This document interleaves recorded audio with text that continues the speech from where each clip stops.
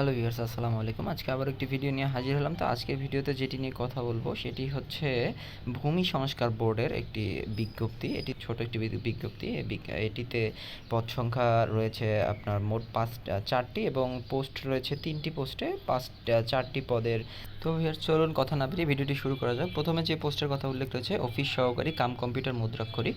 এটিতে পদ সংখ্যা রয়েছে একটি এবং এটির গ্রেড হচ্ছে 16 গ্রেড এবং শিক্ষাগত যোগ্যতা এখানে চাওয়া হয়েছে যে কোনো স্বীকৃত বোর্ড হতে অনন্য দ্বিতীয় বিভাগের সমমানের জিপিএতে উচ্চ মাধ্যমিক সার্টিফিকেট এবং সমমানের পরীক্ষা উত্তীর্ণ অথবা সমমানের পরীক্ষা উত্তীর্ণ এবং কম্পিউটার ব্যবহারের দক্ষতা থাকতে হবে এবং কম্পিউটার মুদ্রাক্ষরে সর্বনিম্ন গতি থাকতে হবে ইংরেজিতে 20 এবং বাংলায় 20।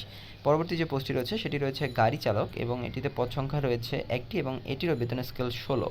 হ্যাঁ, এটিতে শিক্ষাগত যোগ্যতা চাওয়া হয়েছে যে কোনো স্বীকৃত বোর্ড হতে জুনিয়র স্কুল সার্টিফিকেট সমানের পরীক্ষায় উত্তীর্ণ, হালকা গাড়ি চালানোর বৈধ ড্রাইভিং লাইসেন্স থাকতে হবে এবং অভিজ্ঞতা সম্পন্ন চালক অগ্রাধিকার পাবেন, এই বিষয়ে একটি বলা হয়েছে। এবং পরবর্তী যে পোস্টটি রয়েছে সেটি হচ্ছে অফিস সহায়ক।